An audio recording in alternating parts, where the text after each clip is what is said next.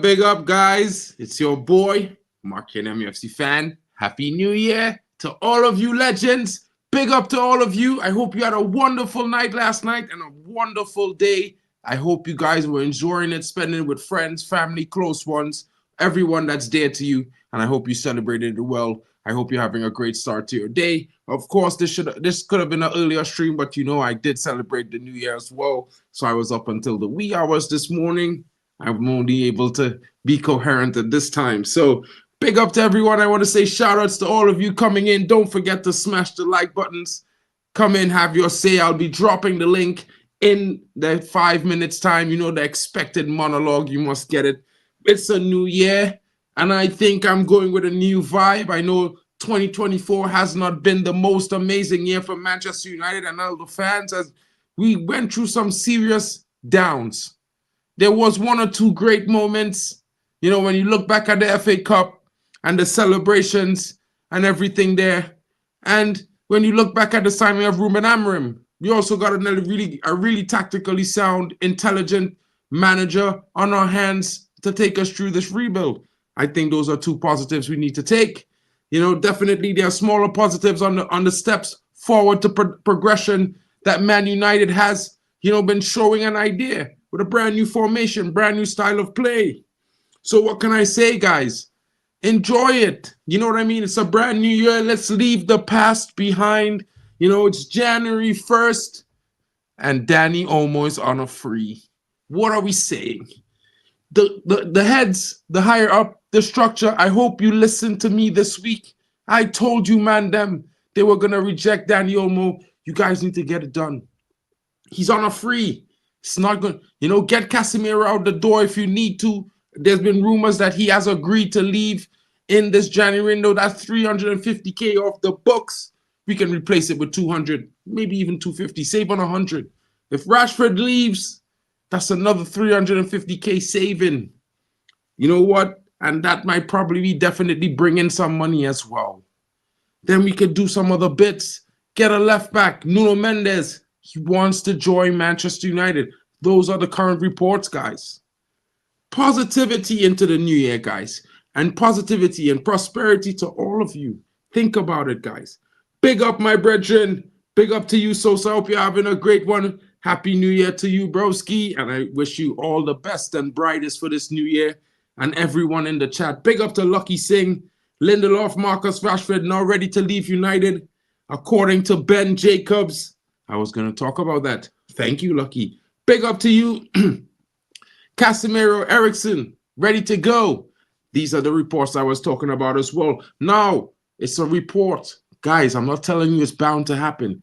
But if it does, it could put us in a very good situation that will, kind of bring some energy back, some new freshness into the team while saving on that dollar. You know what I mean? So let's look forward to it. Drex has his own opinion of the situation. He's going to be joining us shortly. You know what I mean? So let's get into it. It's a brand new year. Guys, don't forget to smash the likes and subscribe to both Mark and MUFC Fan if you're here or if you have the time or you're watching from D-Hub TV. Make sure you smash a like and subscribe. And if you haven't heard about it, Possible Outcomes is one of the best shows. I implore you all, watch it. It's one of my favorite streams on the YouTube. Big up to my brethren. I'm going to bring him to the stage right now. Let's hear what he has to say. Big up to Drexy in the building. Yo. Big up everybody and Happy New Year's to you as well, bro. How are you doing? Lady Stephanie, I see you. Happy New Year to you as well. Rika Mark, I see you. Big up everybody. Bro, it's it's refreshing to actually just be at home today, just chill, Nothing, just stay at home, bro. But yeah, I've been seeing all the news that are making the rounds at the moment, but I just hope something happens. And yeah, that's it is, bro. There's a lot of good news. Of course, there's a lot of difficult memories and situations that we experience. Big up to Stephanie Griffith in the building. Guys, shout out to the MVP of the Man United fan base. I will always say that a year in a row. Big up to you, Steph. Hope you're having a great one. Big up to Rika Mank in the building. I'm going to drop the link in a little bit. But, Drex. Yeah. You know, we did. You know, we were on the side of backing Ten Hag, but that's from one side. We are on the side of we're backing Amarim because, as you know, this is our manager. You know what I mean? This is a guy that's here now. He's doing his job now. We've all asked for this. This is what we've been in different, you know, community groups. We've been talking about this, and definitely, you know, the fans in general consensus, they want someone to come in, stick with their style of play, despite the ups and downs, show them an idea while knowing that we're in a rebuild, we're going to build to a better place, right? But there's a lot of frustration. You know, we didn't end the year well. Usually we ended with a little bit of a win. This time it was on a loss. On the back of a 5-game losing streak currently, it's a difficult time. What are your thoughts so far going to the new year? You know, despite, you know, we need to bring in some new blood. We need to exchange some of the players. We need to give some of them time to finish developing as well. And some others need to step up and be the players that we pay them to be. For me, first of all, I want to say kudos to the United fan base, right? It's been a tough year, right? From last year, it was tough, right? So, but we did get an FA Cup to give us something to share about. We were happy, we were excited about the FA Cup, even when it was everything was looking so gloomy, right? But we had something to hold on to. Now coming into the new season, like we started, we saw how we've been. It's been a yo-yo season, right? It's more of a downside roller coaster. We don't know when we're going to start hitting the up one, right? But a lot of people, like you said, Mark, a lot of people were saying Erik Ten Hag. I'm just going to go back a little bit on him, not talk too much, but a lot of people were saying Erik Ten Hag should have implemented his style of play at season 1. We know we're coming off a very dreadful season where we sacked Ole and Ragnick was the interim and Erik Ten Hag took over and all of that. Everybody was expecting the highest kind of football, right? But the man, after 2 games, we know he dropped it and decided to play according to the player's strength. And that was a problem for a lot of people in the fan base. Even you and I, that we stuck to him to the very end, it was a problem for you and I as well. We got like, bro, we loved what you were doing at Ajax. We saw how your Ajax team played the likes of Real Madrid and even Tottenham and all of that. We saw Dortmund. We saw all of that. But why are you playing to the player's strength? We've seen these players. We are fans of this football club. You just came in through the door. Maybe you've had your eyes on United here or there, but we follow them through, so we know what these guys can offer. But you decide to, stick to your, play according to their strength. And a lot of people were giving him whips for that. He won the Carabao Cup. And in my opinion, after the Carabao Cup, things went south. Immediately after the Carabao Cup, people just dropped their heads and everything went south. And in year 2, where he decided to want to stick with his transition on football, injury rocked the boat. Injury came along and just rocked the boat. And there was not a lot of players to actually try to learn his style at year 2. And obviously, we saw him kicked out into the 3rd year after 6 games. Now we get Amorim. And everybody was like, okay, we need a manager that would come in, stick to his principles, irrespective of what the result is. We want to see that clear-cut style of play. And in 3 games, let's not kid ourselves. In 3 games, a lot of people were saying, oh, there's a clear style of play here. There is a perfect style of play. What were people telling us about Erik Ten Hag and all of that? And some of us were like, there's a style of play. Erik Ten Hag had a style of play, but just that it wasn't winning games. That's why people thought there was no style of play. Now, fast forward to Amorim, right? 6 weeks or 7 weeks into Amorim's reign. And some people are actually telling us there's no style of play. I saw on the social media where some people are like, what's the style of play? Even those pundits, you're like the quote unquote, the ex-pundits are like, what's this? There's no style. Because it's the same thing. It's not winning them games. Everybody's trying to discredit it. My take on this one is, Amorim, stay true to your philosophy. Stay true to your basic. Because he said in his words that there's going to be a progression. Phase 1 is where these players get on board with what he's trying to implement. Phase 2 comes where we already know they have phase 1. Then we could start tweaking, because everybody, if it happens that things are not going well in phase 2, we could fall back to phase 1, which everybody understands. Right? So right now, the players, the system is a brand new system. The players are trying to understand. We are still in phase one. We've not even perfected phase one, but people are telling the man to drop it and go do what we said Erik Ten Hag shouldn't have done. Big up, Lowan. Everybody was saying Erik Ten Hag should have stuck to his guns and play the highest football, even when he knew he didn't have the players. So he exposed the players, exposed the weak links, and let's know who and who to be sold. But now we are under Ruben Amorim, who's doing exact same thing that they were calling for. And everybody's like, no, tweak it, just go back, play according to the players' strength. I'm like, wait, what's going on here? Are you guys just talking because talk is cheap? Do you guys just decide to hear are you just talking because you want to hear your own voice? You want to be like, okay, your opinion counts? No, bro. You are the one, on the one hand, you said Erik Ten Hag was a weakling for not sticking to his guns, for pandering to these players, for actually playing to the player's strength, which is quote unquote, a lot of people termed only 2.0, saying, oh, it's counter-attack and what's not. Now you have a manager who's coming, who's clearly in 5-6 game. We've seen even against a Man City side. I know a lot of people will say they're beat under the weather, they're struggling. But we saw previously we haven't seen a United side go there and try to go toe-to-toe with them. But we saw it. And I'm also telling you right now, we're playing Liverpool on the weekend on January 5th. I'm telling you too, we would go toe-to-toe with Liverpool, because the system, the way the man set the system up is we go toe-to-toe with anybody, irrespective of who you are. So I don't understand why people are saying drop it and play to the player's strength. Same players that we want out of the door. What's the point? Are we going to play to player's strength and all of a sudden we're giving him another 2 years? Then down the line we're saying, oh, you know what? We shouldn't have done this. We should have just stuck to his guns, and people start calling him all sort of name. Because I heard one, I'm Obin. They started calling I'm Obin. Like what? Like, you know. So for me, I know my opinion is my opinion. Everybody's got their opinion. Big up to you, Swag Daddy.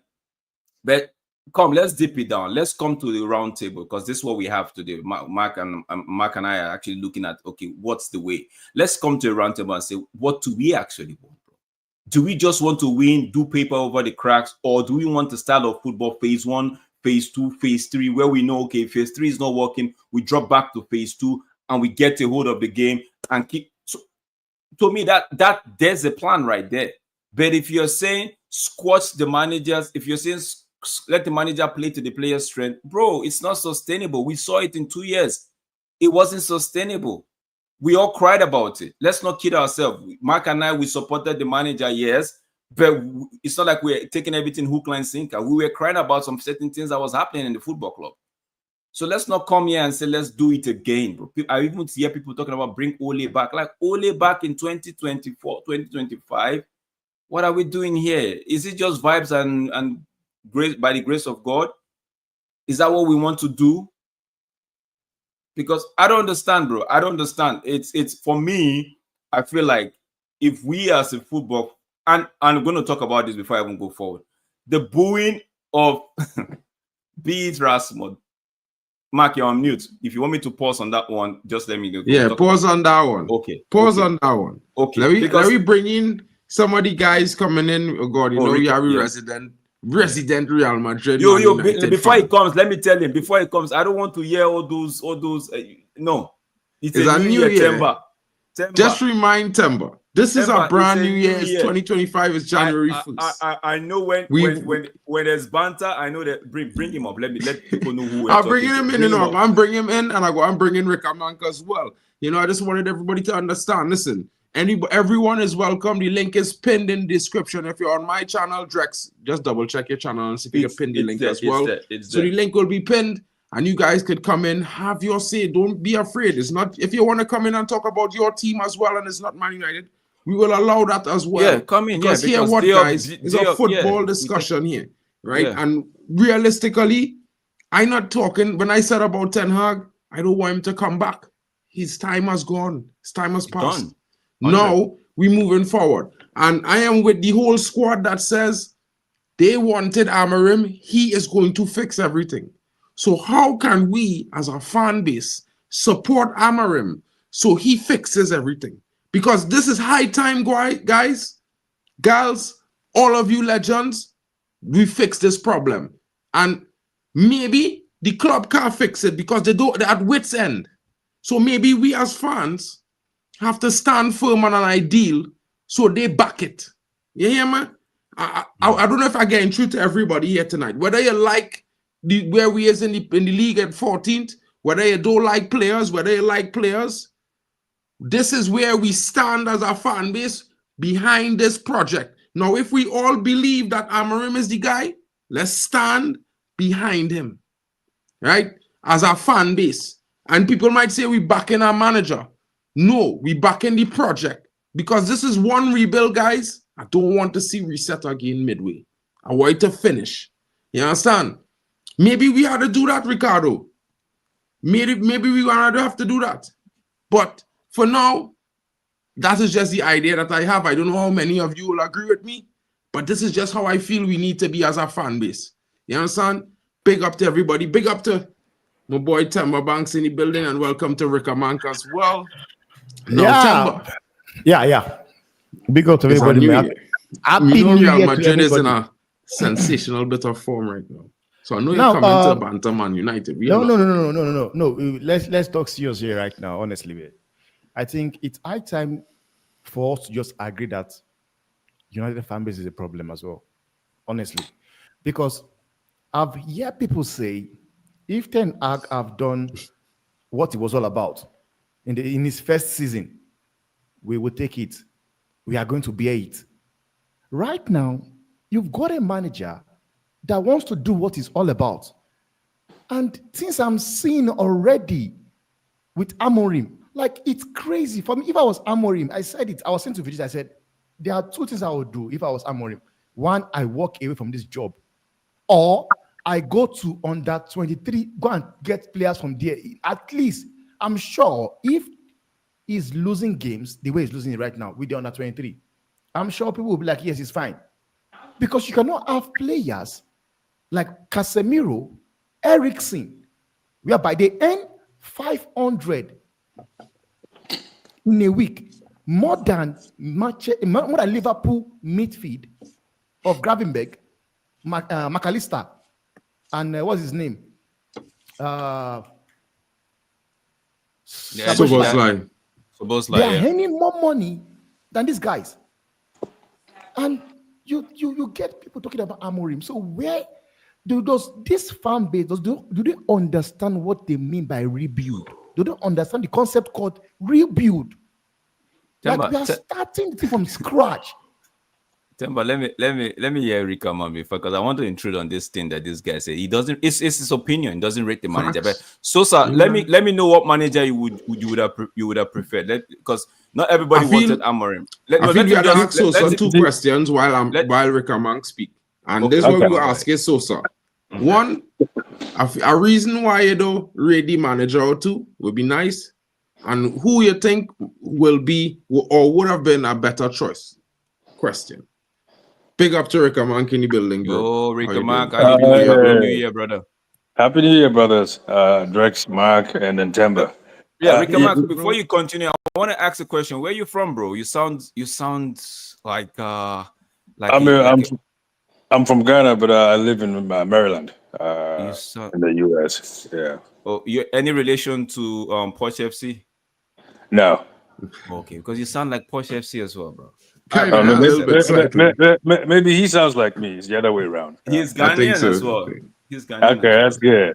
Yeah. So this morning I was on Mick Ruby's channel, and they were playing a clip of Ronaldo.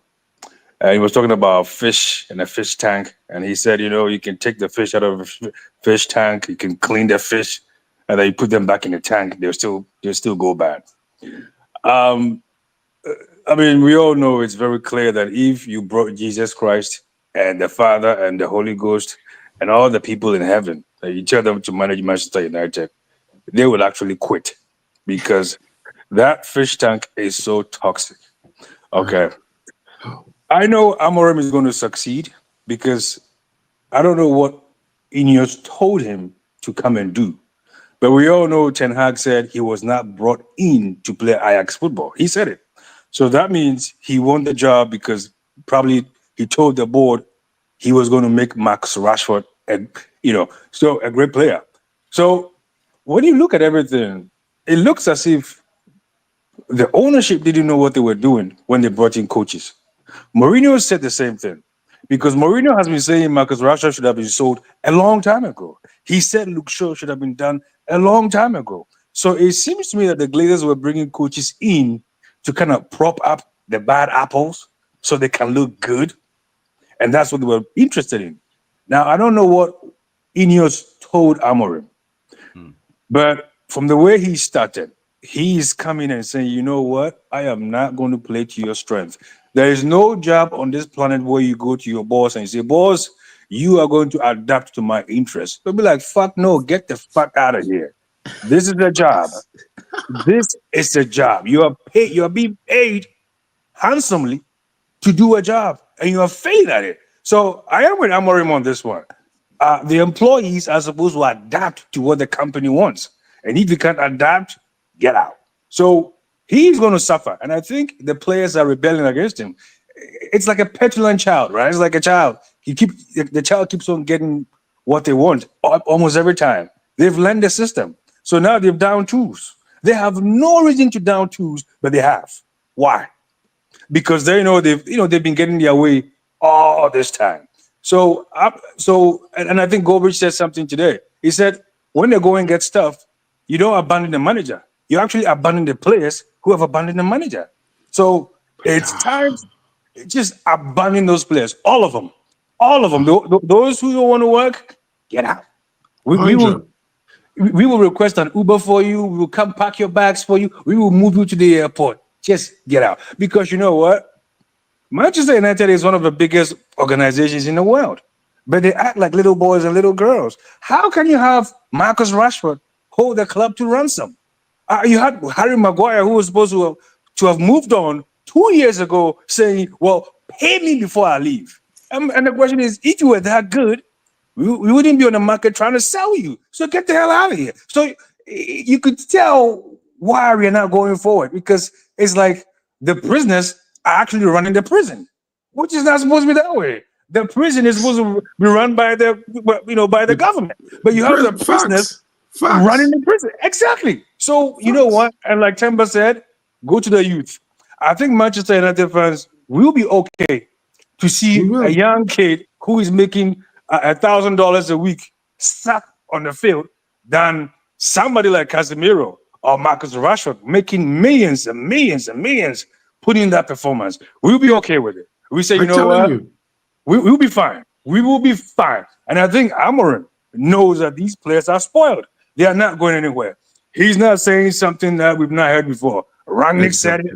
Oli have said it. Mourinho said it. Van Gaal said it. Van Gaal said these players were not intelligent. And that was back in what? 2000 and what? They're still not intelligent now. So what are we doing? And you know what? It reflects our leadership. The fish rots from the head. Always. That's what it is. So sorry to cut you, bro. Sosa replied. So I just wanted to bring it up so we could all give a little slight reaction to Sosa, because he has made a valid point.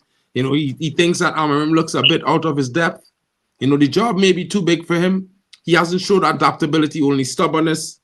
You know, he wants a seasoned tactician, not a green coach. You know, he doesn't believe that Man United is trial and error. Now, I'll go first because I could sympathize with this last statement here. Man United, for me, is not trial and error. But in the grand scheme of all that's encompassing what's happening with Man United in totality right now, I believe that I could forego this one because we are not there right now. We are not that Man United team. One, we don't have the finances to produce or to bring in players for the now in the amount in one or two transfer windows that we need to really change to make it happen now. So I feel like trial and error is something we have to deal with, is by partnering with where we are as a football club right now based on the mistakes we've made for a decade. The seasoned tactician part, I don't agree with, bro, because I feel like he is a seasoned tactician. We've seen him beat Man City with our Portuguese team handsomely. We've seen him beat top clubs in Europe handsomely. So I believe that with the right effort and the right players who give in that effort in a team, we will see that at Man United. So those 2 points I will disagree. Now, him being stubborn, he's definitely a stubborn guy. But for me, all the great coaches in world football, they're all stubborn alike. In different ways. They stick to their way and they have to come up to that. And I could understand it. So in all, I kind of disagree, but you have a fair point in what you're saying, in my opinion. Guys, what do you think? Mark, okay, we are going to sit over here and accuse Amorim of being stubborn. But the players who've been here more than he's been, they are not stubborn. They're stuck in their ways too. Facts. Down in tools and not playing for your coach is part of being stubborn. So if you want to accuse somebody of being stubborn, well, look at your players. Maybe if the players are not too stubborn and too spoiled, maybe maybe Amorim wouldn't be this. See, and this is what I don't get with Manchester United fans. Okay. Oh, Erik Ten Hag, he was too rigid. He didn't want to do this. Okay. Mourinho was too strict. He was a tactician. Okay. Ole was too nice. He was always smiling. Well, what the fuck do you want? Like, truly, what do you fucking want? Rico back. Let me just interject here because it feels like Sosa, right? I'm not going to take a dig at Sosa, but I want to just put Sosa in the category as well. It feels like Sosa and this group of people just want the W's. That's all they care about. They don't want. See all of this gimmick of he just said he wants a seasoned tacticians, right? There's one in front of him. He's not seen that one. It's the same thing with the Erik Ten Hag system. Erik Ten Hag doesn't have a style of play because it wasn't producing the result. There was no style of play. Now there's a tactician in front of him. He's not saying it because there's no W's to back that up with at the moment, right? So people like Sosa, they don't care about process. They care about result. We should get that right now. They care about result, and it's not a bad thing. So when I'm saying this, Sosa, don't be thinking I'm coming at you. No, it's not a bad thing. You want the W's because you want to be able to sit with your friends and say, I won a game yesterday. I put 4 past this person. I did this, I did that. But at the long run, Ole was in the job for how many years, bro? Where did that lead us to? Where did that lead us? The Ole that everybody's been clamoring for, he's got vibes and by the grace of God and all of that. Where did that end up?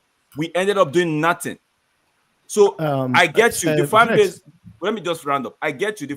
Not everybody's going to be on the same page, Sosa. And I appreciate that because you are your person. But the truth is, we've done this before. We can't keep doing it again, bro. It's not sustainable. What you're looking for is not sustainable. Go ahead. Now, one thing is this, man. He's talking something about Amorim. First of all, one thing you need to know, Sosa, about Amorim is this.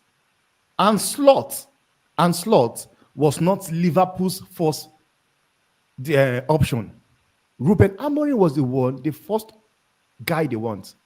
The reason he did not go to Liverpool was due to the fact that Liverpool do not want to play back three. And he will stand for what he's all about. Because like Drex is saying, you guys have had manager that condo crap. Like Ole Gunnar Solskjaer. You've had Mourinho. You've got all those manager whereby we know, okay, he's friendly, he's strict. You've had it. It didn't work out. Amorim is here right now. Instead of backing him, and we are here talking about him being crap, he only knows when to play. He can only play one system.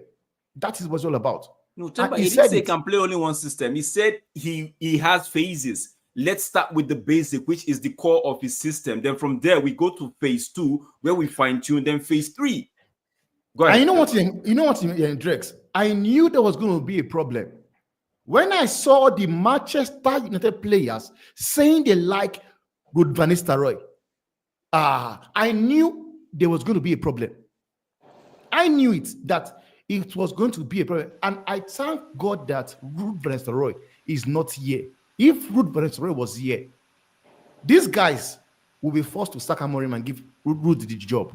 I swear to you.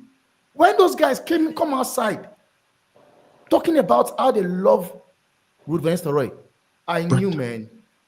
You remember what I said that day when I saw that timber?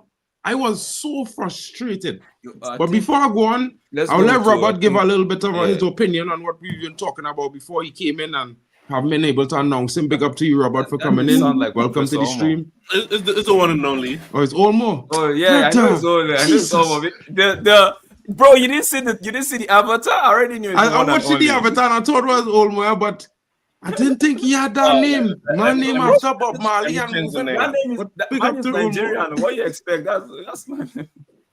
Yo, Big bro, up to my brethren Olmo in the building. Yo, guys, Yo, before Olmo. Omo go, before You Omo hear go, somebody? Wait. Mark, hold on a sec. Before Omo goes, guys, please don't forget to like this video. It's the 1st of January, the first stream on this platform. Please don't forget to like this video, share, and subscribe if you haven't. Please, just show us some support. We really appreciate you taking our time to be with us today. Is so appreciated. But just give us the like, give us the subscription if you haven't done so. Yeah, go ahead, Omo.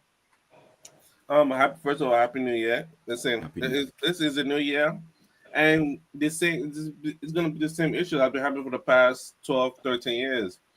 Number one, people want 3 points. People just want to vibe out. They just want to win and going about their day like, yeah, I won, blah, blah, blah. That's like when I see Admiral, what people are describing of what they want. I'm like, oh, you want Ole. Oh, you want ETH.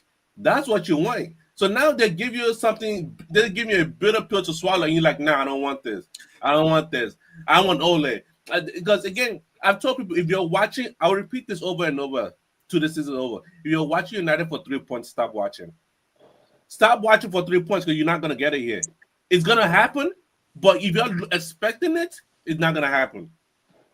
One, the thing is, these players, when again, people are saying that these players are down in tools. To me, I don't think they're down in tools. I just think they're not good enough. True. I don't think they're not good enough. Let them go somewhere else and watch if they're down tools. Because every other player we sold so far, they've all been performing wherever they went. Every player that we sold have been performing. Even Martial, that we say, oh, his injury down to, he's performing where he is. It doesn't matter where he is. He's performing. That's the key thing. They all perform where they left. Remember Inter Milan, we sold them Lukaku, Sanchez, Ashley Young, Matteo Darmian. They all won the league there, performing. So you cannot tell me that this players are down to. They are just not good enough. We overhyped them to where they're supposed to be. And again, the Manchester United that we know, that one ended. I didn't say that. It ended 2012, 2013. Mark, start this comment. I'll come back to it. I'll come back to this comment. Start. Oh, yeah. I'll just bring it up The match that we know ended at Fergie and David Gill. The moment they left, recruitment has been poor throughout the years, and it fades down over time. The only player that are trying to build something was Louis Van Gaal, but the board didn't want that. Why? He didn't get top 4. We move on to the next manager. Jose Mourinho said he had need players. They said no players. He left. We move on. Ole Gunnar Solskjaer, he wasn't doing well in the league. He gave us vibes. But when they brought Ronaldo and Varane, people were like, oh, supposed to win the league with them. I'm like, that's what you saw. That's what you saw. We move on. We got to ETH. Oh, here, build your thing. Like, bro, this is not working. Now we move on to Admiral. And Ineos has 10 years work to clean up. They have 10 years of work to clean up. Because every other player that we brought in, again, I'm saying recruitment has been poor. The players are not good enough. Because when they leave here, they perform. What? Jadon Sancho left to Dortmund, came back, didn't perform. Went to Chelsea, nice performing. I'm like, hold up. Not really, but no. Mark, he's got the point there. He's got the point. I get the point he's making. No, what I mean by that, I would have used Scott McTominay and maybe Martial as the prime example. No, I'm not using those specific players because those ones like they left. But I'm just saying Sancho left, came back, left, came back, and he like when you leave, he performed. He come back, didn't perform. He leave, perform. I'm like, okay, it seemed like what our recruitment has been poor so far. So now they need to fix this whole recruitment because again, I see players like. Let me leave it at that because I want to address that comment there. So I just leave it at that. For me, Mark, bring back that comment. Bring back that comment. We'll address that one. We addressed that one just now. I want to address that comment earlier now because I feel like, you know, I didn't give Kepalan's, you know, time to this comment. I didn't bring it up because I wanted to address it with everybody to get around about it. I'll let Temba go first, Rickamang, then Drex. Well, Drex, you could go first, Temba, Rickamang, then Olmo. I will go last on this one. But I think apparently, he's saying that it's the beginning and the end for Amarim. For the way he see it, the same shit was happening under Ten Hag. It's just happening a lot sooner with Amarim, and it's very sad. You know, you don't understand why. Kepa, I agree with you to an extent on the fact that we've seen this movie play out before. But guess what? It's not going to be, I believe it's not going to be the same movie because we have a different director at this point. The director that is dealing with this movie that I'm just coining out now, it's a different director. I feel like it's me, just my feeling, right? I feel like the Ineos prospect, because Omar Barada said it. He's put a time frame to United winning the trophy, the EPL, because that's what most people care about. That's the biggest thing for all of us, right? And he said 2028. We're 2025, just January 1st, plus or minus another 3 years plus, right? Now, I don't think these guys, they will abandon this project so early. I know you're thinking it might be that case, but I just don't think it. They would rather move on the players. Don't forget, this guy has been cutting costs, bro. Whether you want to say it's a good thing or a bad thing, this guy has been cutting costs. So I feel like those top earners, bro, no disrespect to them, but these top earners, I feel like they would have to be moved on in one way, shape, or form. They would have to be moved on. Like I watched Casim. It was Temba that was saying a midfield of Casemiro and Eriksen is in terms of the wages is way bigger than the trio of Liverpool. Which of the midfield would you take?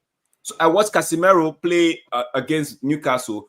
And all he was doing was just a hoofball. It felt like, I know Bruno Fernandes is the king of hoofball, but it felt like he just took on Bruno Fernandes' cape and he couldn't complete passes. And under Erik Ten Hag, people made me to believe that it was the system exposing Casemiro. But now we are seeing things for ourselves. So all these big earners, I think they would go. I don't think it's going to be a case of they would sack. He's going to go down the Erik Ten Hag route. No, I don't think so.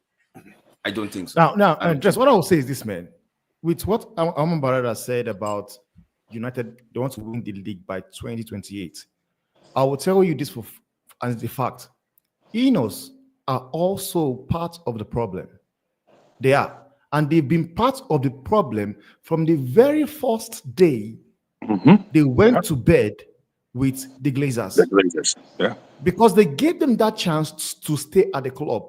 And now, I don't want to lie to you, man. The way Sergio and Ineos are moving, by 2030, United are not going to win Premiership. The way they are moving currently, honestly, cutting costs of £40,000. Like, what does that do for you? What is £40,000 for charity? You are cutting costs. Do you want me to respond or you want to finish? No. I want me just finish. Because right now, we've been hearing this story of FFP. FFP will not allow them to sign contracts in sign players in January. FFP. If you guys are serious, you look for a way. Chelsea look for a way to beat FFP. We have seen clubs done it. Nottingham Forest did it. What did they do? They get fined 3 points. It's fine with them. PSR rule, go against it. Take the fine. If you want to build the club, want to take it truly like you said, you want to take it to Manchester, want to take Manchester to Manchester. The same thing he said about Chelsea as well. Want to teach Chelsea to London again. You want to do it, want to take Man U to Manchester. What you want to do is sometimes, go against the law. Go against it. Take the fine. We have seen it happen at Chelsea. They've been banned twice. 2 years, no transfer. But they had players in their team. And they were still playing well. So Bolly came into the club. The English media, all of us are taking a bounce on him, saying he does not know anything about football. But his mind is in the right place. Because for me, I would rather have Toboli as a owner than have Sergeant Radcliffe or the Glazers as an owner. You have somebody that is spending money. He's spending money, and even though he's going to go bad, like all of us, last season, where did they finish? They finished with last season. Right now, Chelsea, yes, they are not ready to win the title, but at least we can see where they are going to. We can see it. And this FFP thing, for me, it is nonsense. Look for a way, a loophole to beat this stuff and sign players. If you have to get rid of Garnacho for 60 million to Atletico Madrid, take the money. That will allow you sign 3-4 players on probably 20-30 million deal where you split the payment. It will allow you to do that. Don't be scared to sell Rashford. Scare him off. Total profit. Garnacho, total profit as well. Even though if Kobe Mino is to be sold as well, let him go. Because you guys, you want to build this team. And I will say it, and I've been saying it for a long time. I am worried about Kobe Mino because I don't think Kobe Mino suits Amorim's system. I've been saying it. And that's the fact. So what they want to do is get these guys going. I don't want to hear this nonsense of FFP, PSRO. It's rubbish, man. It's a mint. They don't want to sign players. But Timber, they've been saying FFP for the longest of time, but we still go into the market. Rickaman, go ahead. Do I think this is the beginning of the end for Amorim? No. And I think, Mark, a couple of weeks ago, last year, you were talking about a car and you buy the part and, Manchester United is that car. We've been stuck under a tree for about 10 years. The engine is rusty, the transmission is blown out, the gasket, everything is just done. Okay. So we need a proper mechanic to kind of, buy this part and buy this part. The thing is, most Manchester United have not seen a rebuild before. They've not seen one. They don't know what it takes to be rebuilding. And the guy who said he just wanted 3 points, it's like losing weight. You know what? I just want to just lose weight. Just lose 1 pound. No, you got to get your ass in the gym. You got to suffer. So when I hear fans say that, I was like, that's childish. It's like, don't you know how don't you know how life works? Who in this life has achieved success instantly? Oh my God, we're good. No. Arsenal went through it. What did Arteta do? He sold Aubameyang. He sold a whole bunch of players. So, and then that year they came 8th, and then the second year they came 8th. I think Manchester United, and Mark, I always tell you, we are like that girl who thinks she's hot, so we can get any guy we want anytime. But then you kind of realize you don't have a lot of time to be choosing. They seem to miss out opportunities when opportunities present themselves. When Mourinho was second, what they do? They stiffed him. No players. There's no value in the market. Ten Hag goes third, first season. We all thought he was going to come in after the first season. We were third. We are back. We're going to buy players. We're going to sell these players. What they do? Well, let's get him about Weghorst and all these loan deals and stuff. So we have missed out on so many opportunities. We have missed out. It's alarming how many chances do you get in life to make it right? How many? Come on. How many chances do you get? Because we are Manchester United, we could get 10 chances? No. Every manager comes in, there's progress the first season, and then guess what? We're good. These players are good. Squeeze every ounce of juice from them. And then we go down. So I'm glad Amorim's, start has been really bad because now they see what we've been seeing for years. These players ain't good. They suck. When you allow Bournemouth to come to Old Trafford and work harder than you, we've all played football before, right? We've all played football, right? Drex, you play football, Mark, you play football, Chamba, you play football, right? When somebody gets the ball from you, what do? You want to get the ball. Exactly, you want to win the ball. Yeah. Exactly. These players, when they lose the ball, what do? Watch. They just watch. Some of them, not all of them, but some of them. But every team that has beat us, see now it's not even tactics anymore. It's basic hard work. We don't even have tactics. We're going to outrun them. We're going to it's just hard work. And the team, you can tell, is lazy. Is Amorim going to fail? No. I'm looking at Ineos. So now the ball is in your court. You guys came in, you want your own guy. Great. Now the ball is over to you. That's the guy you wanted. So find a way to make it work. The guy you had, you said you didn't like him. You see, and that's the arrogance of Ineos. You guys have not won anything in football. And you come into Manchester United And you say, no, we don't want this guy, we want that guy. But you don't have any pedigree. I mean, listen, Omar Barada, maybe he might be a good CEO, but we don't know what he did exactly at Manchester City. Jason Wilcox, they said he developed youth, blah, blah, blah. Okay.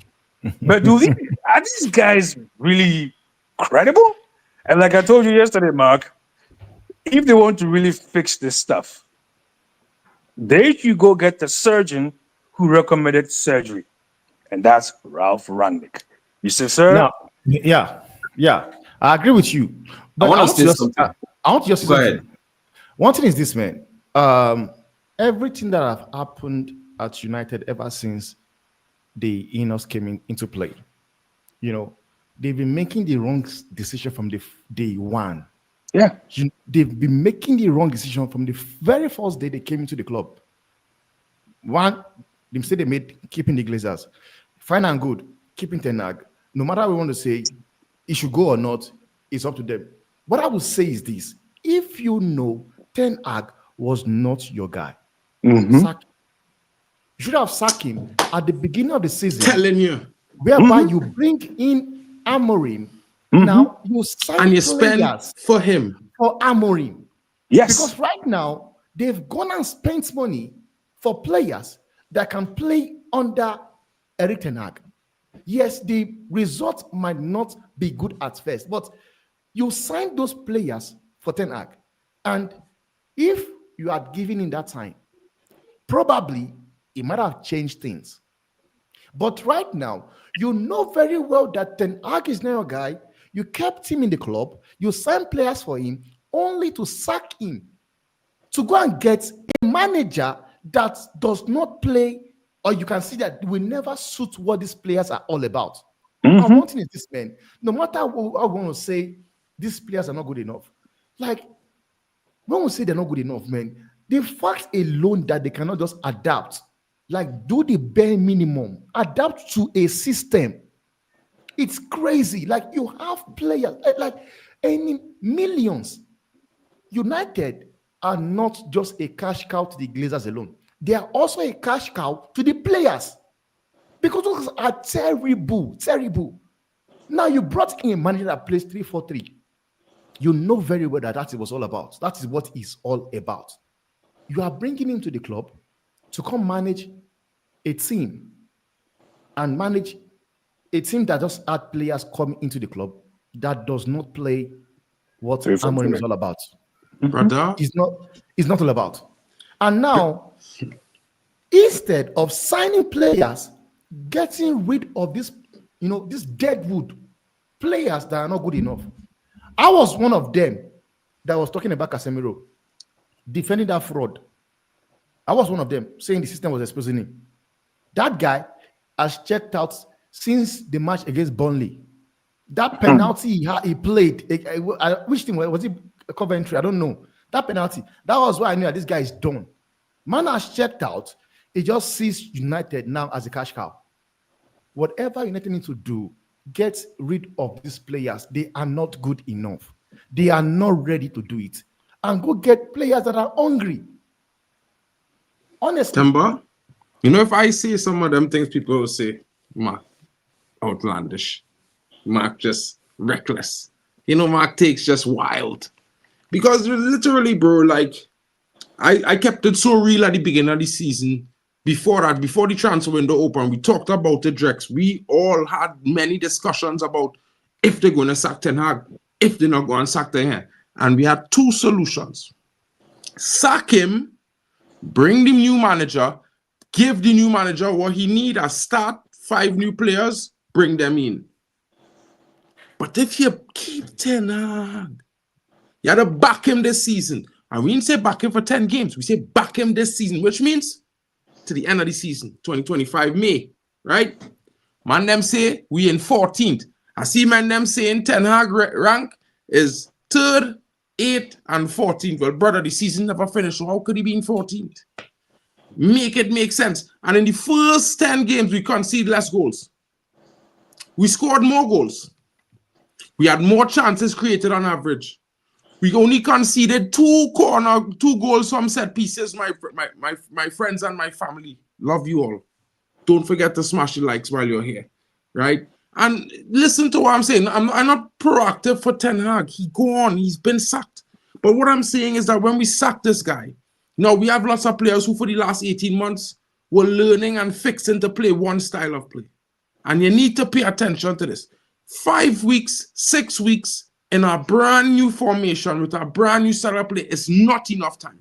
I don't care what nobody say. And have some players who before, let me say, and I will say this, and I keep telling man them, you've been at Manchester United 5+ seasons. It's time to go.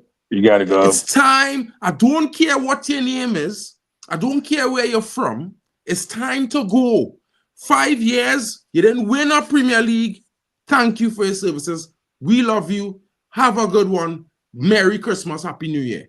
Right now, we need to be focusing on the brothers who need to develop, who could adapt, and bring in and add to that.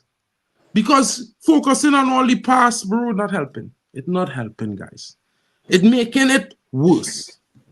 You know what I mean? And right now, guys, we're on the first of a brand new year. Every decision we make as fans will shape this year for this team. I guarantee you. It always has. No matter what anybody say, trust me, fellas. Trust me.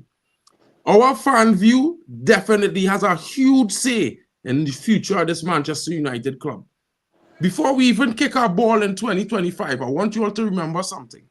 My only ask is if you want United to be successful, please, nobody, I'm a remote, nobody. If you want Man United to be successful, let me get rid of the players. Anytime you hear +5 seasons, it's time to go. No matter what your name is. As a Bruno fan, he could go too. I like Dallo, he could go too. He could go. You understand? Yeah. But when you watch this current team, it has certain players who we know, we could see something happening with them in the system. Man, Mark, could see it. Do you guys remember last season? We went on a winning streak with Ten Hag. When we beat Brighton, we beat a whole bunch of teams, and then we won the FA Cup. Towards the end of last season, yeah. Exactly, we were on a run. It was Amrabat doing all the hard work, and they benched Casemiro, right?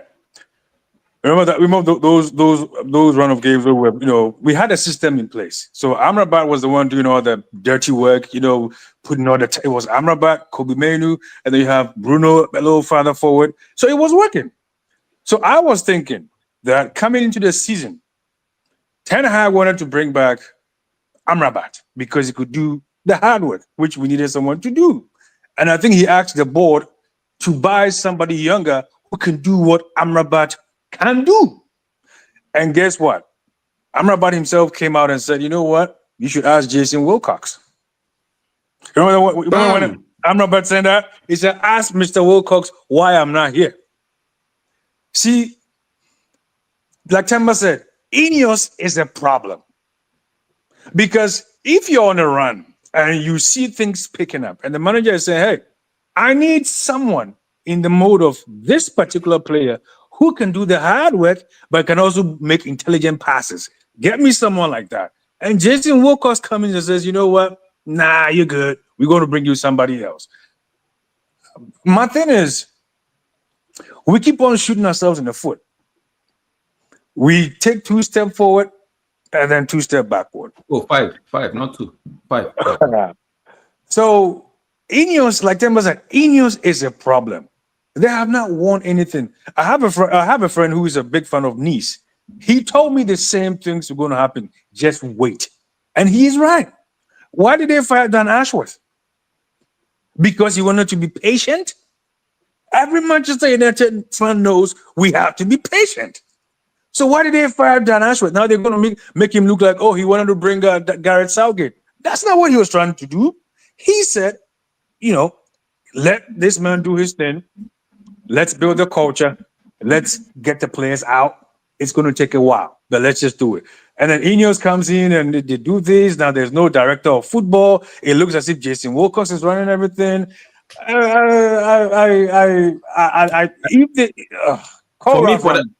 For me, that issue of Dan, I think it's not. They just put it on that. Oh, he wanted Southgate, and I think it's a case between himself and one of either Wilcox or Omar Brada.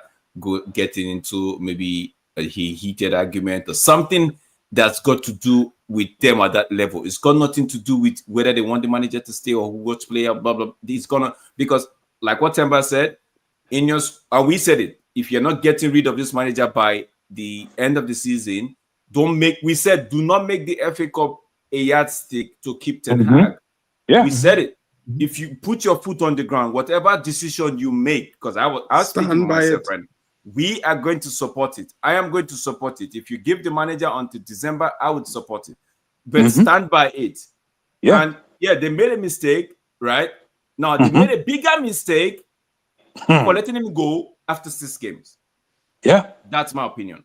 But now like they said, they are just learning. For me, they've not been. I'm the one that disagree with everybody here. There's no gray area. They don't really know anything about football. They're learning their things. They don't have a pedigree in terms of what they've done in football. But I'm seeing it from a different perspective, bro. If you made a mistake, bro, it's earlier you fix it and wait till it crashes, right? Fix it. Now they've come and say, Amorim, what are the players they bought for Erik Ten Hag that doesn't fit this Amorim system at the moment? Which players? Maybe Joshua Zirkzee. That's the only player. And we all know that no manager is going to get his signing all 5 or 10 over 10 or all 100% correct. That's the only player. We call saying, no, I don't want to keep Admiral because he has its eye on somebody better. It's not a problem, in my opinion. It's not a problem, right? So we all saw the weakness of Admiral. Everybody saw it. Ten Hag didn't even want Zirkzee, by the way. So yeah, he didn't even want Texas.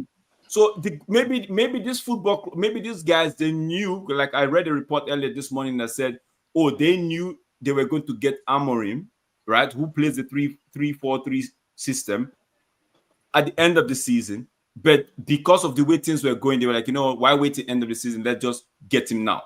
They knew. So most of their things they were doing was more like a foresight to, getting Amorim in, So for me, it's not a problem, bro. I don't see it's like... Okay. So then why would you, so if you know that you're going to get Amorim, then why buy players for Ten Hag? Because how many players were bought for Ten Hag that actually, I just asked a question, that don't fit this Amorim system? No, when you look at it, I know. You know what Rickaman mean? I know what he mean. Now, while these players' profile will facilitate this play for the system that Amorim plays, they might not be the actual players. The ideal. Yeah. Like every manager, when the scouts present them choices, they'll give them a range of choices. And then from that choices, they'll break down to 3 choices before they go to a final decision. Maybe it would have an alternative. Or, you know what I mean? Like maybe they get Mazarawi, they get Euro, but they may not have gone for the lit. Maybe they might not buy someone else. You know what I mean? You see this statement right here? I don't think so, Stephen, because the report I read this morning about them sampling Amorim, they already knew they were going to get Amorim one way or the other. It was something they already knew. Whether December, I don't believe that. I think that report was rubbish. I think no. Mark, wait.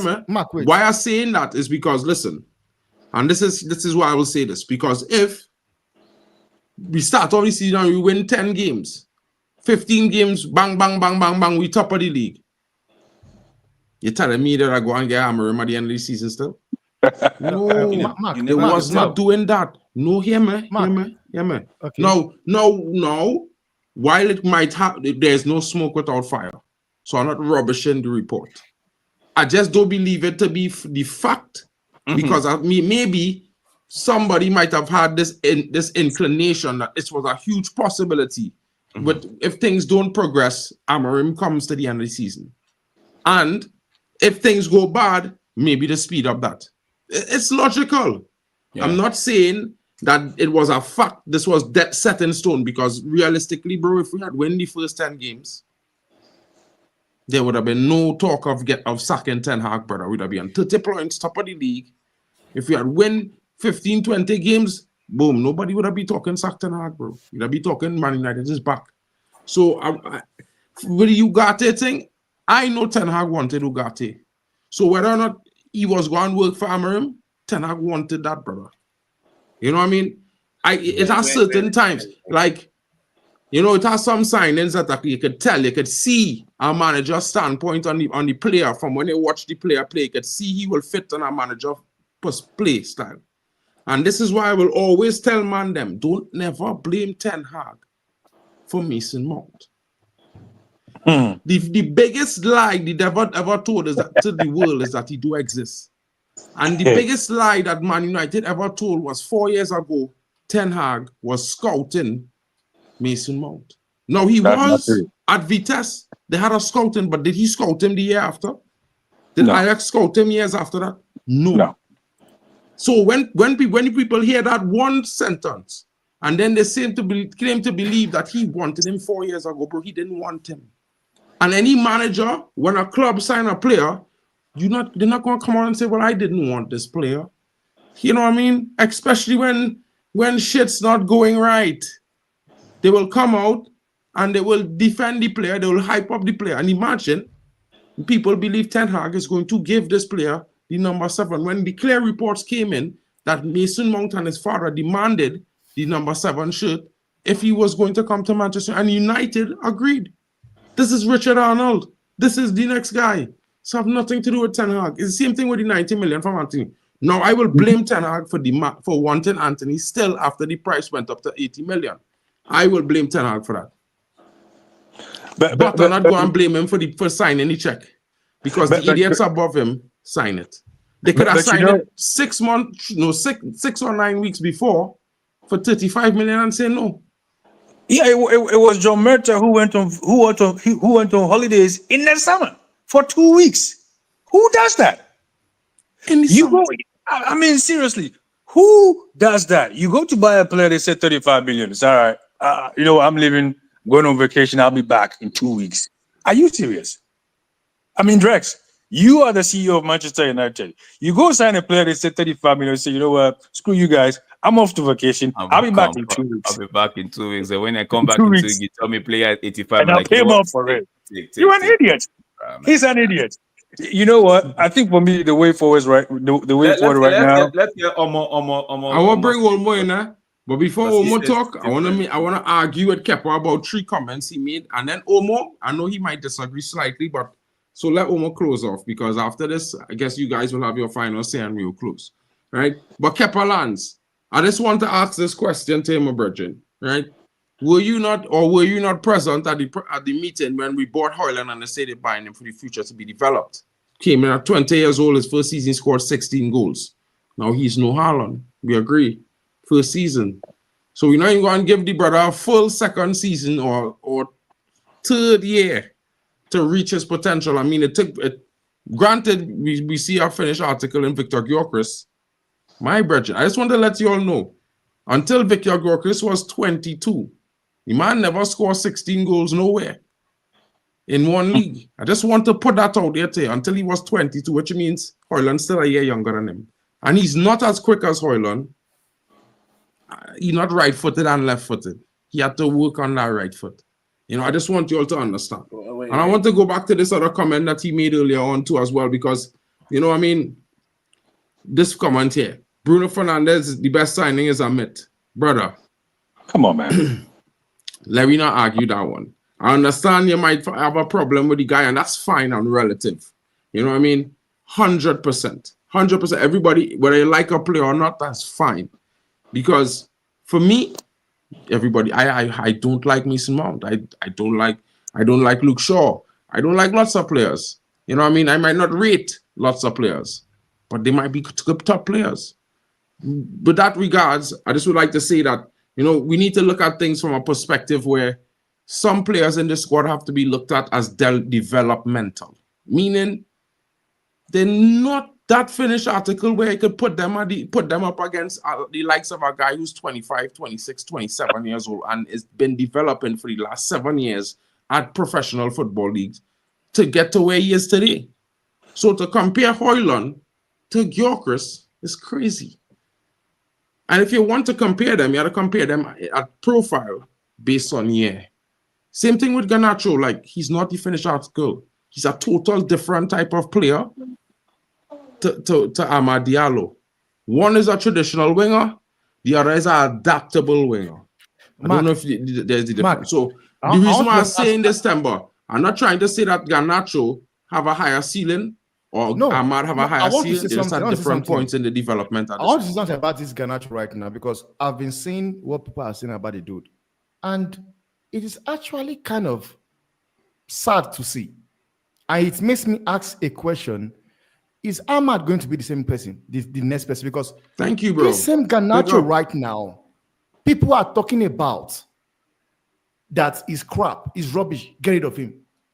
This same guy was the same guy that was winning United games, coming in from the bench, doing stuff. Ahmad, where was Ahmad? Nowhere to be found, nowhere to be seen. You could say yes, they're not giving him chances. But we cannot deny the fact that every game Garnacho played under Ten Hag, he deserved it. We cannot. I will tell you that at the point when Garnacho was playing, doing his things, Ahmad was nowhere near. I don't want to know where people, because this recency bias must stop. Because Ahmad is doing well right now. Garnacho is having a bad form. All of a sudden, he's crap. When that guy was doing his things, Ahmad, we didn't say Ahmad. We did not. And it's funny, whereby people, I don't know why does he have to be player against player? Why? Why? Oh, it's the thing, bro. It's the thing with the fan base. It has to be players. It has to be. Because guess what? This man feels like I know ball more than this other man. So I know a player when I see one. But the truth is, they cannot just say this. They cannot just say, okay, I want this player out because he make XYZ reason. Oh, I want this player out because this other player is better. I'm like, what are we doing here, bro? What are we doing here? Omar just said a while ago that these players are not good enough for the system. But when they go out, we see them do their thing, irrespective of where they play. Right? They go out, we see them do their. Doesn't make them a bad player. You can actually want the player out, but saying, "Oh, Garnacho is crap. Look at Ahmad." I'm like, well, what are we doing now? I keep fighting against people that do. Before Wan-Bissaka was sold, it was always, "Oh, I want Wan-Bissaka because Dalot is crap." I'm like, no, but these two guys, they play for United. If you want one out, say you want one out. Don't be like, "Oh, this one is." No, bro, because by doing so, we've created. At one point, we created this Marcus Rashford that we are seeing. This Marcus Rashford that everybody wants to kick out. This Marcus Rashford, it was the fan base that created him. Because when he was playing, he was just doing his thing. All of a sudden, oh, Starboy, this, that. Oh, then the thing got. Oh, we know it got. They look at social media. It got into his head. Even with Garnacho, it's beginning to get into his head. Oh, Ahmad is running the show. Garnacho is making it look like they're making it look like Garnacho is not doing anything. We had one guy go talk to Garnacho the other day, whether it's good or bad. But it's making it boy feel like, okay, they are hyping one of my teammates more than me. What as a young player, what do you expect him to do? So sometimes this thing that we are talking about, we are complaining about, we created it as a fan base. Now, you see that guy? You see that guy? It draws me into the Joshua Zexi thing. Joshua Zexi just got into this football club and people are already crying. And there was Sancho that was at this football club. People were quiet about it. We were willing to give him 2 years. You see one thing I will say about that guy that went in on what's his name, Garnacho. Because one thing I will always say things, man. I defend that dude as well. You know, I said as a fan, I'm sure I said to you, Drex, he has every right to criticize the player. But as time goes by, I get to see that clown was actually not doing it because he's trying to boost the morale of the player. No, he was not.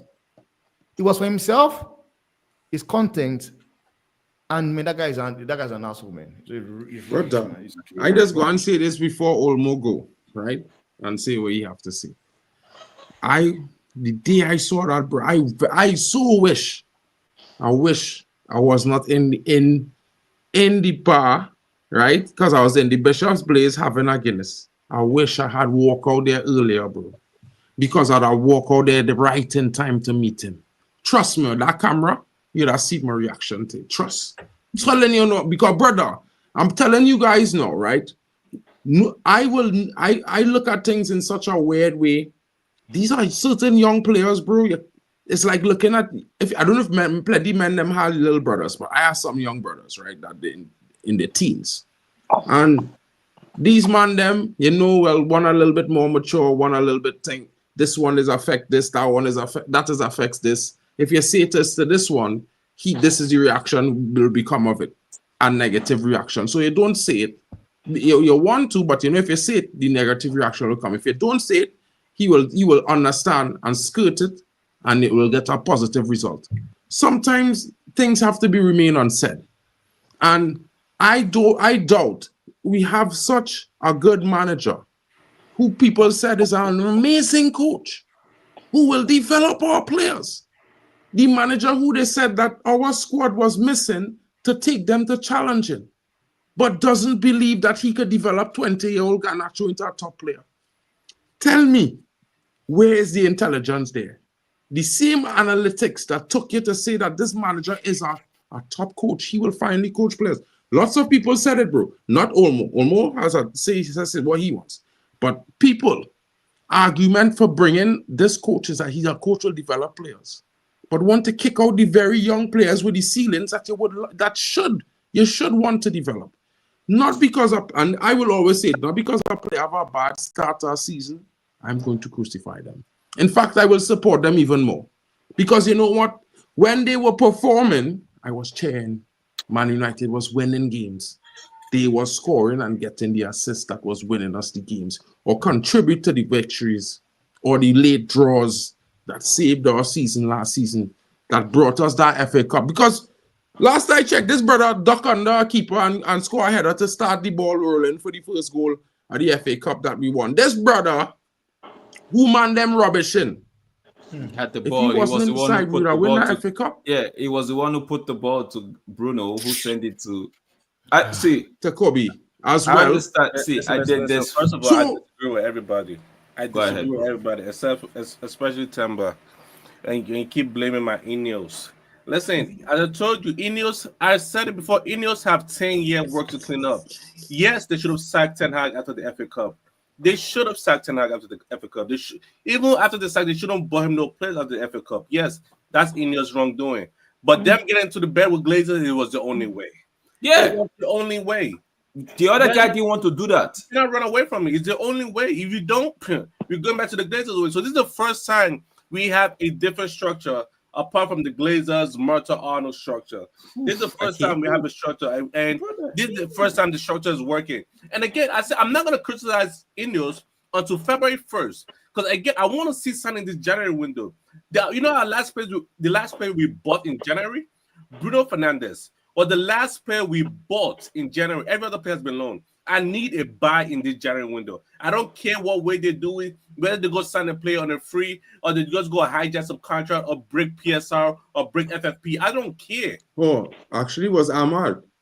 Ahmad was the last player we bought in that January window. Ahmad was doing all the I think Ahmad was 2020.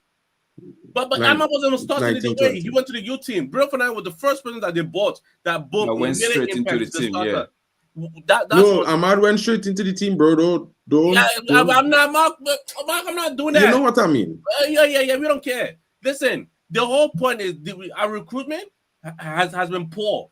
Like even Ten Hag made some mistake. Merton should have just come in there and say, "Yo, bro, Ten Hag, what are you doing? We gotta get this player. Gotta get this player."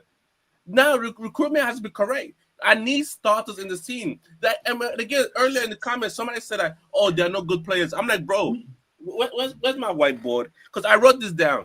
The only good players we have in Manchester United, when I say everybody's shit, the only good players is Mazraoui, Ahmad, Mino, Ugarte, Euro, De Ligt, in no particular order.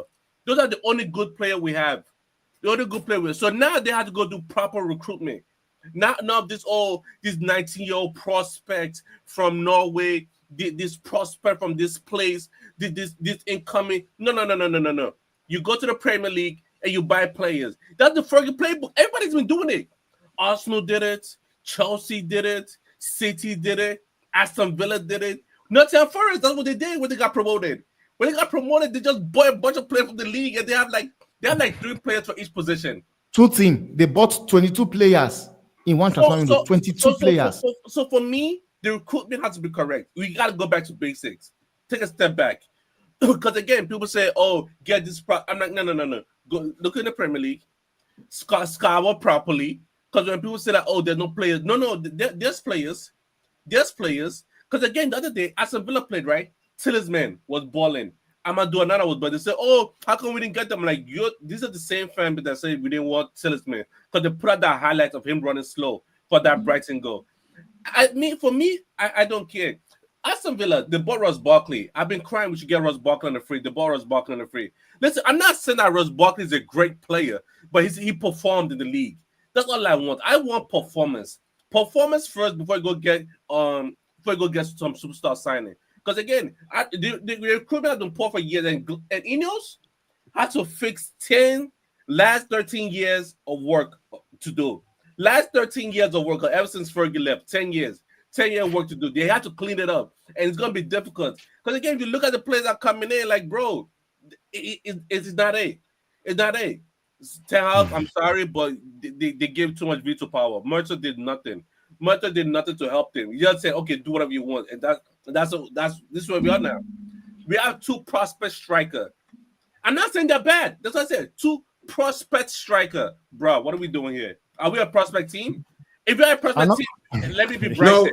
No, just before I finish one more. Yeah, right. Before I finish, right? As almost say that, I just wanted to strike out to Kepa.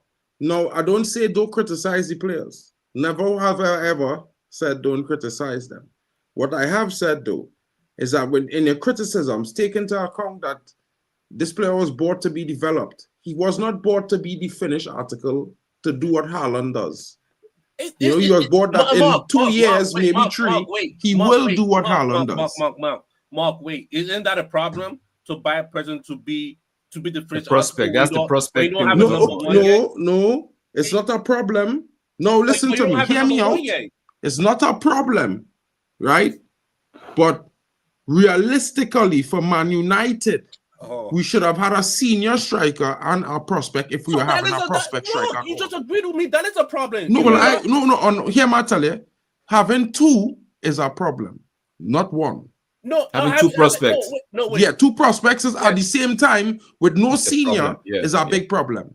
I agree with that, but understand, having 1, and just let's not forget Anthony. We was hoping, man. A lot of us was hoping Anthony Martial would have regained fitness, consistency, and been that senior striker this season, which he wasn't.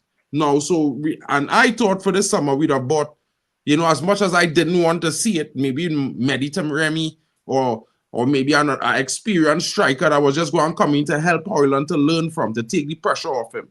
But we didn't. This is the biggest problem. Back to you, Mo. Yeah, to me, that just shows that poor recruitment again. It's been poor recruitment. You don't just in the same window we bought Casemiro and Eriksen. That's poor recruitment. It is what you know what? Around Eriksen in the same window. How do you do that? But that is 2 old men. Wait. But yeah, it's old man. But like at that time, it was good. But over time, you will see that this is bad. This is a poor recruitment right here. Even at that time, it wasn't good. Let's not make it look like because we got to few results. That's the year we got 3rd. What year we got? What are you talking about? The year we got Eriksen and the free. Yeah, Eriksen and Casemiro when we bought them at the same time. Well, you see, the thing is with that. This is why I keep telling them we have to remember they are club signings and they are manager signings, right? Casemiro was never a Ten Hag signing. Mark, I'm not blaming Ten Hag. He's not blaming Ten Hag. I know, but what I'm saying is it wasn't actually the first choice signing either. The first choice profile was a different player, which would have been. It's poor recruitment. It is what it is. Not disagreeing with that. It's poor recruitment. Because it's been what is that?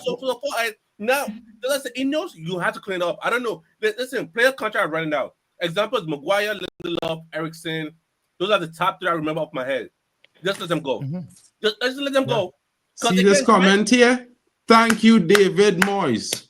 Big up to you, brother. That's staying here for the next 10 minutes before we close. Before what? Ipswich game was the game Eriksen started.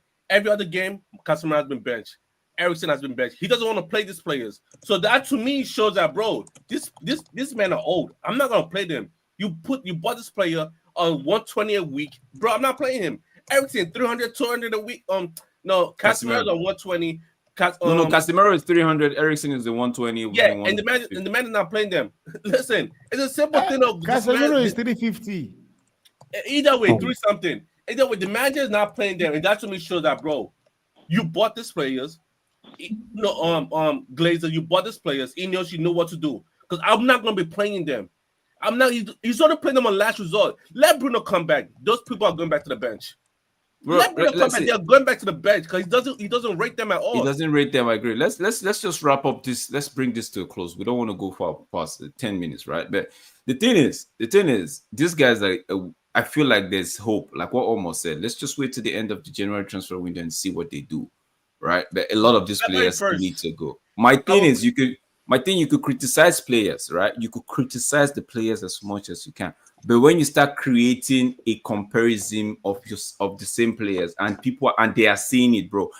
If you're a human, you do the same. You want to be the best of the bunch, and you want to be a little bit selfish and put yourself as the priority. If you that is doing that, comparing two players together, if people compare you at your place of work, you would want to stand up. You want to be like, you know what, I don't want to be that team player anymore. I want to take the glory. I want to be seen as the star, right? You would do that, right? A lot of people would do that, and that's not meaning that you're a bad person or no. You just want yourself to be better. That's what you want, to put yourself at the limelight. And that's what we're saying. That's what I'm saying. Criticize players is fine. Nobody's saying that. But don't be doing this thing where you're saying I saw a comment right now that says, "Oh, do I think Garnacho will be the next Ronaldo?" I'm like, what? Garnacho does not need to be the next Ronaldo. Garnacho just need to be the highest ceiling of Garnacho. Ahmad doesn't need to be the next Giggs. Ahmad just need to be the best of the best of who Ahmad can be. Ahmad just need to be better. The Giggs that you're saying, Ahmad needs to be better than that Giggs like 100 times %, bro. So Garnacho does not need to be a Ronaldo, no. Ahmad needs to be a Giggs. They just need to be a better footballer. Like what one guy was saying a while ago, tactics, yeah, that's it right there. Tactics and formation don't change intensity and commitment. Bro, underline the word commitment. No matter the tactics you tweak on the field, your commitment level should not change, bro. That's the word, commitment in bold. Commitment, it shouldn't change. Like Ralph Ragnick came to this football club, and this is my last say. Ralph Ragnick came to this football club and said, bro, intensity. They needed them to run. What did Erik Ten Hag say? Erik Ten Hag got into this same football club and he punished them by running. Amorim has come into this football club and is doing the same running. We just finished learning how to run. Give me the intensity. Give me the intent. So these three managers have been saying intensity in 3 different languages, but they've been saying intensity. But here we are saying Deutsch. We are saying push this manager out Portuguese. because we have players that cannot give us intensity. Against the Ipswich game, most of us were on the panel here. What did we say? This team lacked intensity. Almost how many years ago? 4 or 5 years ago, or 3. Let me not take it to 3 4 years ago. Ralph Ragnick said intensity. Erik Ten Hag came, said intensity. Bro, we are here. We are still speaking intensity. What does that tell you guys, bro? I'm done, bro. I'm done. That's my last comment. There are things people say, right, that I listen to. Like, for example, about Amarin. They say, I want Amarin to put player in best position, to put them in their best position. You know who did that? Ole Gunnar Solskjaer. He said, tweak the tactics. Your tactics ain't working. You know who did that? Erik Ten Hag. To me, it shows that they want this man. They want Amarin to be a mixture of Ole Gunnar Solskjaer and Erik Ten Hag. They want that feel-good feeling and like, bro, just do like just give him the 3 point. Give him the 3 point. Like they'll become more like Oliver Twist for this. And like, you know, Amarin, stick with your system. And people are scared like, oh, we will not get relegated. We will not get relegated. We're not gonna finish so well. We're not gonna finish so well. Chelsea, look where Chelsea to get to where they are. You know where they finished? 12th place. 12, yeah. 12th place. And yes, they went to like 5 managers, but they finished 12th place. You know who get the F last year? Poch for a whole year just to get to where they are right now. So they have suffered. I need to go through that suffering. We've been avoiding it. We've been skipping steps because again, we just like and that's why I say ETH in his first year. I say he's a victim of his own success. But you went there, win. You didn't play your tactics. You got 3rd place. I'm like, sir, this is I was feeling bad because I know what was going to happen during the second year, and that's exactly what happened. Year 1, play your tactics. Stick to your gun. Year 1, because again, are we gonna sell 11 players in this window? I don't think we can. Are we gonna bring in 11 new players? No, we can't. So stick to your tactics. Some will stay, some will go. They're gonna bring in new players. The new players they bring in, you go to starting lineup, and you're replacing them because you're putting players in your starting lineup that know what to do. Players that are already there, they know what to do. Already, that's year one already. Then we could progress from there. And people say just tweak it out. Like, sir, what tactics are we tweaking? They don't know plan A. Why am I going to plan C? Oh, thank you. What are we tweaking, bro? What are we tweaking? They don't know how to make short passes together. Like, what I fight Olmo last season. He was Ten Hag out. I was Ten Hag in, but we were saying the same thing from different perspectives, Because but Ten Hag did it too late. He did it too late, and this is the argument we had. My argument was he do it in a timing where he kind of give us something to back because he gave us third and a cup final and two cup finals and a title that we didn't have in 6 years. But that's something to happen as soon as he's got through the door. Right now. And I understood Omo from that point. Right now. Do you think we're gonna go this next year? What we are going now? Listen, for me, I always thought the team was gonna improve from January onwards, whether it was Ten Hag or is Admiral. That was always my perspective. If you noticed, I don't know if anybody noticed, but I was always like, yeah, we're not gonna do this, that. Let's focus on Europa League and see where it go because you need to coach these players. Get me out of that Europa League. Get me out of that Europa League. No. Don't lose badly. We were in here. Lose gracefully. It's a new year, brother. I want to get out of the FA Cup. I want to get out of we're already out of the League Cup. Get me out of the FA Cup. The way I'm looking at it now, right? I want to. Do I'm looking at? I've not come to that final conclusion. I want to get out of the Europa League, but I'm ready for the. All right, we have lost Drex. We have lost Drex temporarily, guys. Technical difficulties here. It's a new. We have lost Olmo as well. These two guys, I don't know what's happening. I think the Glazers got their Wi-Fi. Let me just say what I say. Mark, first of all, almost said something, and I agreed, man, because you guys have been having this bad recruitment into your team going on for a very long time since Ferguson. You guys sold Cristiano Ronaldo. You sold Cristiano Ronaldo and went and get Gabriel Barton. At Valencia. It was Antonio Valencia. Antonio Valencia and Barton. And Gabriel Barton. And they gave us bits. Fergie came out to the media. Say where did $72 million go? He came out and said in the media. Man. Where did the money go? Because he knows, like, bro, what are these people doing? Listen, until we go through this pain, we're not gonna advance. Bro. You sold Ferrari. You said Ferrari. You didn't even buy a vehicle. You went to buy e-scooter. Hey, remember the e-scooter? You bought an e-scooter and a bicycle. And let me say something, Mark, because I've been seeing people over hyping Ahmad now. Ahmad is the best thing that happened to United. But I can say it here. Don't say that. Just leave him. Ahmad Diallo. This Ahmad Diallo playing right now. I've not even seen 25% of 39-year-old Ryan Giggs did for Man U. I've not seen it. 39 years old. No, but Temba, this is what I don't want. I don't want us jamming players together. Listen. I will say this, and I will clear it at the air on Ahmad. Let the brother develop. Yeah. He's getting his chance finally.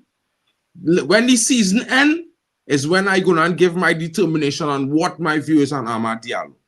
Because I don't think anybody here don't know the level I hold him against, and he's nowhere near it. Right? We already know that player that I am holding as the standard for that right wing role. We already know. So if I had to say it, I will say it. Mason Greenwood. So if he's not on that level, and both of them are 22 years old, by the way, let's just clarify, right? They're the same age. So if you're not on that level, at that age, I don't want you on my right wing, brother. You understand what I'm saying? I don't mind you playing in the right wing, but for me, I was never one of those guys that after 5 games, I want hyper player to the end of the world. Mark, or 10 less than a minute, okay? Yeah, big up. I would like to give them a season and have a body of work and see something they have achieved over a course of time through trials, tribulations, good times and bad before I give them a rating. That's me. So I waited until the end of the season before I rate any of them brothers any higher than I already rated. Rika Mark, let me get your last 10 seconds before we wrap up. My last, the only thing I want to say is I think we should stick with Amorim, okay? And like almost said, he's doing what Ten Hag should have done the first time he got here. But I'm also aware of the fact that Ten Hag was also appointed under different board ownership or something. So, but I want us to stick with Amorim because he has a big job on his hands. But I'm glad that everybody is seeing what people have been saying for the longest. These players are not good enough. So let's stick with him. And it wouldn't help to call Ralph Rangnick and say, listen, you were the one who prescribed surgery. The operation heart, Exactly. Why don't you come and perform it? Exactly. And I think that if Ineos were smart, that's the guy they call. They say, you know what, Ralph, come in. You already work with Vivel. He's already here. You come in, you do what it is you have to do, and then give him time. That's what I would do. Simplest answer. That's what I would do. All right. I have one thing to say, right? And according to what you say just now, and it's just for me, right? And I think they need to back this manager. No, I can't guarantee that they're gonna go do it in the summer, in the January window. I hope they will. If not, I hope they do it in the summer. I would say that much. I would say this, like, at the end of the day, I prefer the manager to be like what Jay will say, stick to his guns, do what you have to do. You know what I mean? At the end of the day, it's nothing more. We didn't hire you for anything else than your idea. So if you don't show that, you're gone. It's had no reason. You know what I mean? I went my own talk here. Honestly, like what David Moyes said right there. I'm sorry. You are saying you need players to come in the summer. I'm sorry. You guys need players to come in January. At least. No, I do. I hear me. No, he said he wants them. I want them to back him. I can't guarantee they will do it this January, bro. And if they don't, the damn will have to do it in the summer. But what I want to also say is that this ideology that we will keep 6 players and sell everybody else. I want you all to remember the concept of a team. Look at Drex, look Temba, Omo, look Rick and Mank. We all from different places. And we might be from different places because we all specialize in different things. And during that journey of trying to get to be to the best of what we want to be, we have to go on our journey. Like me, I would just use myself. From Trinidad and Tobago, I wanted to be a song designer. At that time, they didn't have them things offered in my country. So I had to go to the USA. And I had to go to where the land of all the best song producers and stuff closest to me, which was the USA. You know what I mean? So you have to go to the Mecca. If you want to be the best, you have to go to Mecca and compete with the standard, where everybody there at that standard, because this is where the best of the best is work. And in order to do that, you have to have that mental determination. You have to be willing to understand that you're always going to have to be improving yourself. You're not going to be the best. You might think you're one of the best, and when you reach your average, but that can't deter you. And players now, I really do feel like they don't have that same strength in the mentality. And they don't have the people around them to support them in the right way, to keep the criticism on and the glazing at a minimum. Realistically, I look at football in such a weird way. I don't think a lot of people might have that same agreement with me, but I look at it from the perspective, world-class players don't need to go to a winning team, because the reason why they're world-class is that they are so good. They will lift the levels of all the players around them at any team they go to and take them to a higher level. So for me, if we're talking we want world class, it will take some time. If we're talking that we want the best of the best, we will take some time. And if we want to see the best of Amorim, we must give him time. And the realistic conversation that we have there is how long are we prepared to give Amorim?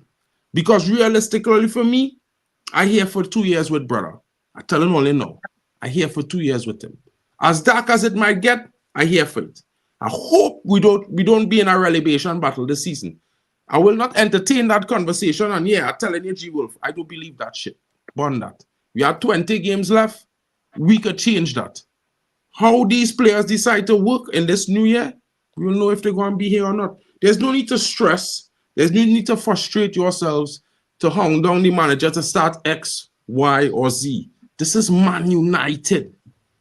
Whoever start, the manager select. If they don't perform, it has nothing to do with another player on the bench. It has everything to do with they're not doing good enough. They're not good enough. Maybe they should leave. You know what I mean? Let me keep the battles in-house. Let's not put teams against each other. This one against that one against this one. Whereas Garnacho is Ahmad. Whoever you favor, it don't matter. If he not playing, stick it to the manager. If he does come on and have a good performance, clap him, celebrate him. But let's not raise these players to have balloon heads. Let's stop trying to make each one who just started showing consistent performances over 5 to 10 games. Yeah. That they are the greatest thing since sliced bread, brother. Yeah, no. This is why we don't grow. Players think they accomplish before they accomplish anything. They don't even accomplish. Exactly. This is the problem. So, What have they accomplished? guys, Carabao while Cup, you FA like this Cup. player, you like that player, I like lots of them too. I back in Anthony of all players. So you might think my football IQ dark, but trust me, see this brother, the fight he have, give him 10 games. And the man them go be saying as a fortune teller all over again. Because I tell men we was going to win the FA Cup long in advance, weeks, September. And never once doubted we was winning the FA Cup. Because Ten Hag say so. And I telling all in now, Amarim say we will suffer. Ten Hag said we would have suffered too in a different way. He said the team is not ready to challenge this season. Well, People took it for what it was, wanted to sack him. He said it. No, Amarim is saying it in a different way that everyone could understand. Please, support the manager. Support Man United, because that's what it really means. At the end of because the year. Man United need everybody to support them through the hard times right now. Because this is where we are. Mark, and it's a new year. You're telling them to support. I'm like, they want 3 points. They want 3 points. That's all they want. They want the W. They want the W. Come back next year. We will try. We will try to get the 3 points. Guys, I want to appreciate everybody. But before I go, I want to just tell David Moyes and everybody that's on this thought process as well to just chill. You cannot buy players while the window or the transfer window is short. You can all of those FFP, PSR thing you're seeing online. Take it with a pinch of salt. Don't let that be a case of where you start turning in on the manager. No. Take it with a pinch of salt. These guys, I don't think they would bring this guy in and just leave him, hang him, put him under the bus or whatever, hang him out to dry right there. The general transfer window just opened today. Maybe for you guys, it might have opened long ago. For me, it just opened today. But yeah, it's just one transfer window they've supervised. So, and Amarim got in when the window was short. So let's not just run with this narrative that they don't want to support him, right? They will support him, right? We just have to wait and see. Like Omar said, he's waiting to February 1st to see what they do. Temba has said, no, they must do something. Mark is saying they will. He hopes that they do something in January, but definitely they have to do something in the summer transfer window. So all what we are saying is we hope that they support him. But guess what? The window did not open until today. So let's not run with this narrative and make it look like it's a thing. It's not a thing, bro.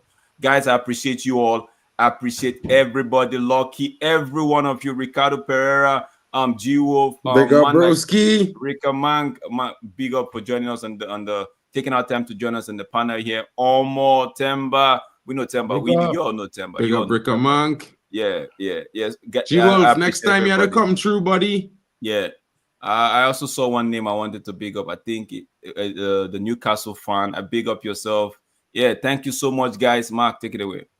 Big up, guys. Thank you so much for joining us today. Of course, this is our version of our newest day stream. We talk football here. It's all about what you guys want to, to talk about. At the end of the day, we can't do it without you guys. And embarking on a brand new year, the journey continues. Of course, we are Manchester United centric, but we are football fan centric as well. So, you could see Temba, Real Madrid, you'll see Riley, Chelsea, and there are many others that will be joining us. And hopefully, if you are a fan, whether there's a Newcastle fan who just, subscribe to our content today, thank you again, my bro. If you want to come in and have your say sometime, it's all well and cool.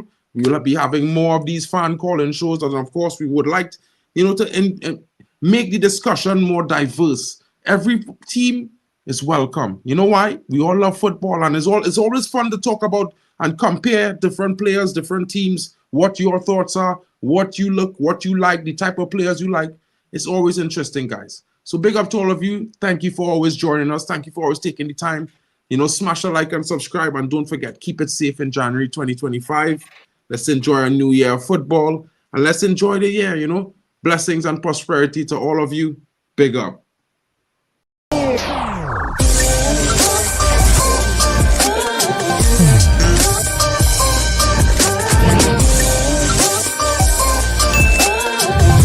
Baby.